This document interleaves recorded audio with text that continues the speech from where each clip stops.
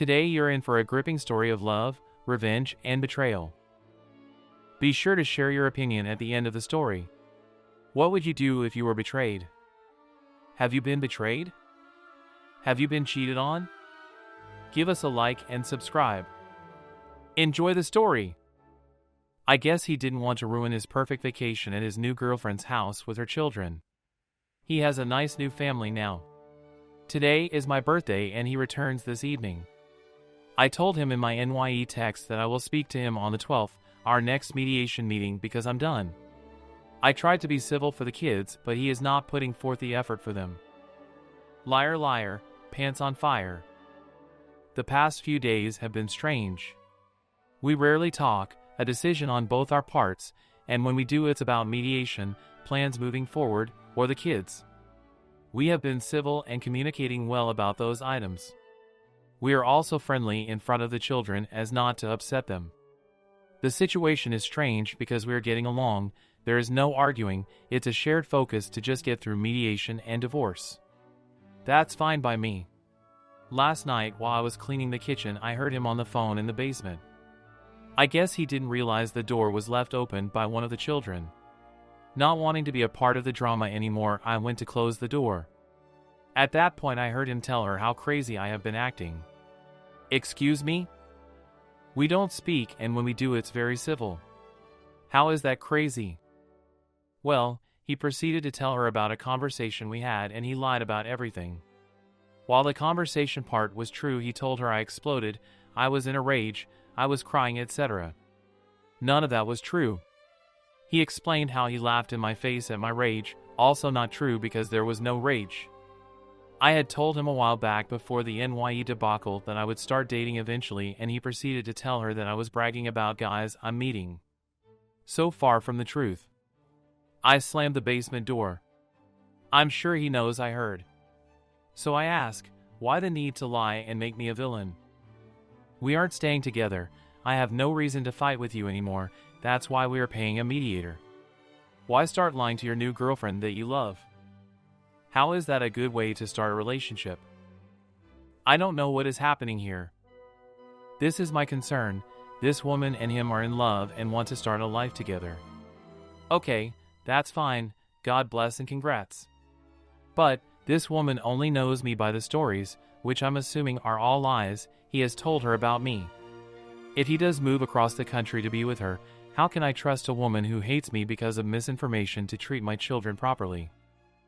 I don't care if she hates me personally, I'll still sleep fine at night, but now I'm worried about sending my kids in the summer to stay with them. I want to confront him about this, but I know I can't. Maybe it's not that I can't, but I don't know how. Also, he has told no one we are separated and definitely has not told people why. How come?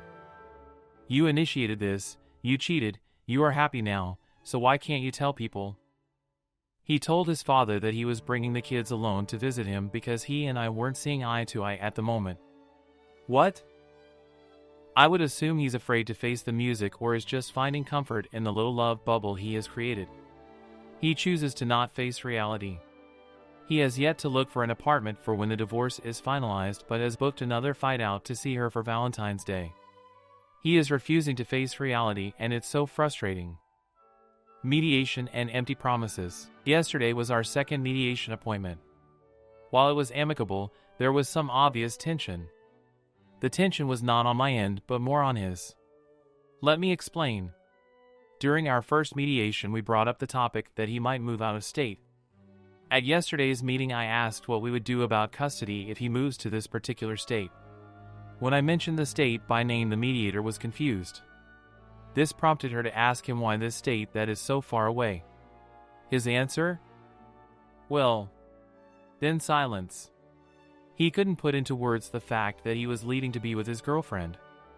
I had to finally chime in, realizing we were paying by the hour, that he was moving to be with his girlfriend. I realized later that was the first time he had semi-confessed to having an affair and a girlfriend to anyone. If you love this person so much, why can't you just say it out loud? That whole situation confuses me. Anyway, when it comes to dollars and cents, I will be fine. He will also be fine. He will have enough to do what he needs, and so will I. We have agreed to a physical custody scenario that allows him weekend and dinner visits. Fine by me, I want my boys to have their father. But the situation becomes a bit more difficult when he moves. While he said yesterday he plans to stay here at least a year, I doubt that will actually happen. When he does move across the country, he wishes to return for one weekend of every month to see the boys. Again, I'm fine with this scenario, but where will he stay that weekend? He has no family. Would he just be taking the boys to a hotel? Again, I don't think he actually thought this through.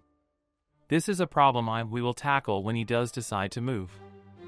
Lastly, the mediator said it could take about 2 months to finalize everything.